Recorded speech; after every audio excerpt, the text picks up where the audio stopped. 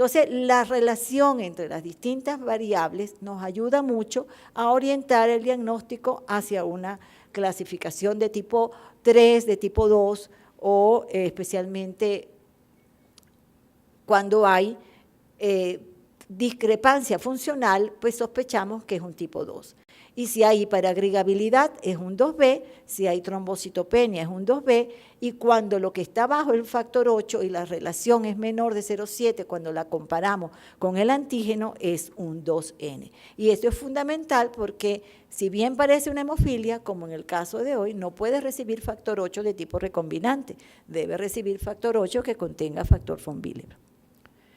Desde el punto de vista del problema del factor von Willebrand es el problema del diagnóstico y el problema de clasificar todo este grupo de pacientes que son los verdaderamente frecuentes, lo que corresponde al 80% de los von Willebrand, porque estos pacientes, muchos que tienen valores de 40% de actividad, pueden ser un posible von Willebrand o pueden ser un normal con un nivel de von Willebrand bajo, pero que desde el punto de vista terapéutico, este paciente igual va a requerir ciertas recomendaciones al momento de una cirugía o de una exodoncia.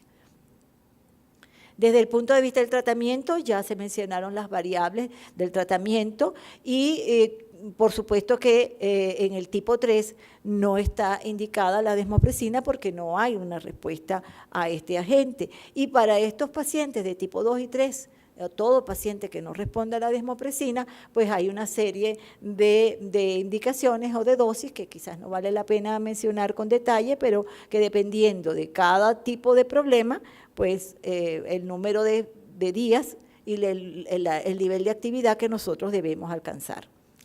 Se mencionó lo de la profilaxis y es importante, como lo dijeron, pues considerar la profilaxis en algunos pacientes tipo 3 que dependiendo de la clínica así lo ameriten. En cuanto a las complicaciones del tratamiento, además de estas complicaciones leves que puedan presentarse con la desmopresina, es muy importante en los pacientes de tipo 1 y a veces de tipo 2 el considerar la posibilidad de trombosis en algunos pacientes que se administra concentrados de factor en cantidades mayores de las que requiere, sin el adecuado control del laboratorio. Se han descrito casos de trombosis en pacientes con enfermedades von Willebrand, cuyos niveles de factor 8 estaban por encima de 200% por el tratamiento que habían recibido. Eso es importante. Otra complicación de los tipo 3 es el desarrollo de anticuerpos y esto es verdaderamente grave porque estos pacientes pues no responden a la terapia y por otra parte hacen reacciones alérgicas cuando se les administra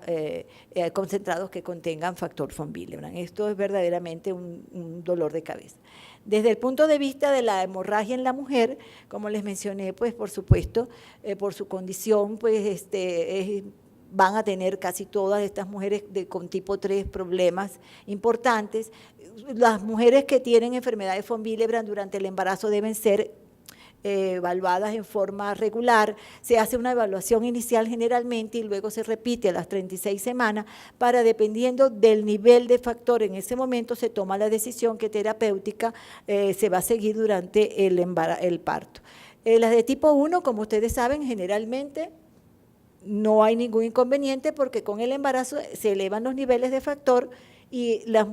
no hay ningún problema, pero hay que estar muy pendiente en el puerperio, inclusive el puerperio tardío hasta después de los 15 días, porque hay un descenso de los niveles de factor y puede haber entonces hemorragias en ese momento. Las mujeres con tipo 2 o tipo 3 generalmente tienen que tener un tratamiento durante el parto o la cesárea.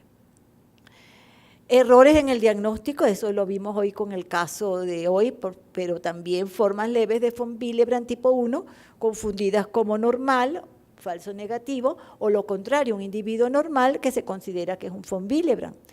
Tipo 3 como tipo 1 o tipo 2 severo, tipo 2 como tipo 1, disfunción plaquetaria o PTI por trombocitopenia en un 2B,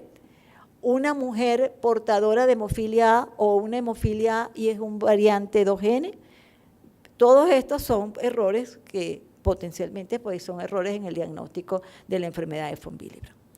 Desde el punto de vista entonces de las otras coagulopatías llamadas entonces poco frecuentes, estos son los defectos del fibrinógeno, de la protrombina, del factor 5, la deficiencia combinada monogénica de 5 y 8, no la asociación casual, y la deficiencia de factor 7, de factor 10, de factor 11 y de factor 13. Para todas estas deficiencias, pues está muy bien identificado su gen, el gen que produce o sintetiza esta proteína, y como ven ustedes, el número de mutaciones va creciendo, sobre todo porque hay un gran interés en hacer el análisis molecular y el estudio molecular de estos defectos. Es importante, generalmente, las más frecuentes, como vamos a ver, son la deficiencia de factor 7 y de factor 11, pero fíjense ustedes que pues todas son muy raras en la población general, y eso los hace pues más de 2 casos, menos de 2 casos por millón, es lo que tienen en común todas estas deficiencias. Desde el punto de vista de su frecuencia, como les mencioné ya a partir del 2004, la Federación Mundial también pues, solicita datos de otras coagulopatías, y eso es muy importante porque permite pues, identificar estos pacientes que en ocasiones están fuera de los centros de hemofilia y no reciben tratamiento adecuado. Y fíjese que aquí, a nivel internacional, sucede que en todas las poblaciones la deficiencia más común es la deficiencia de factor 7, seguida por la deficiencia de factor 11. Y en cambio, pues la más rara, por supuesto, va a ser la deficiencia de factor 2, la hipoprotrombinemia o la disprotrombinemia, los defectos de fibrinógeno, de factor 13, de factor 5, factor 10, y esto va a depender también de acuerdo a las poblaciones. En Venezuela, por ejemplo, nosotros tenemos un número importante de estas coagulopatías poco frecuentes, y de estas coagulopatías las más frecuentes son, como en lo que sucede a población mundial, la deficiencia de factor 11 y la deficiencia de factor 7. Pero es muy importante conocer la distribución de estas coagulopatías en el país y en la región. Por ejemplo, nosotros tenemos mucha deficiencia de factor 10, porque nosotros tenemos un área, en el área de la región nororiental, donde es 8 veces más frecuente que en el resto del país la deficiencia de factor 10. O tenemos unas tribus yupa de la Sierra de Perijá que tienen una disprotrombinemia. Entonces, yo creo que es necesario conocer un poco más de la distribución de estas coagulopatías en nuestras regiones. Aquí estoy segura que en México, así como se hizo el estudio maravilloso de von Willebrand, pronto pues seguramente van a enfocarse también en el estudio de otras coagulopatías.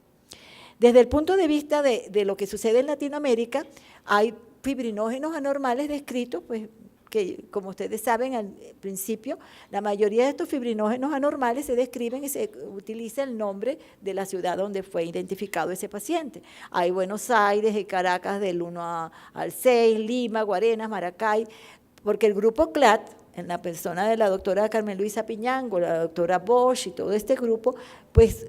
se dedicó al estudio de estos fibrinógenos anormales. Entonces, bueno, esto es lo que va quedando. Protrombinas anormales tenemos en San Juan de Puerto Rico, es la tercera coagulopatía, la deficiencia de protrombina tipo disprotrombinemia. En la Sierra de Perijá también. El factor 10 Santo Domingo es frecuente en la República Dominicana y es frecuente en Venezuela, y hay otra deficiencia de otra mutación conocida también muy frecuente en Costa Rica, que produce inclusive hemorragia del sistema nervioso central en el recién nacido. Entonces pienso que esto pues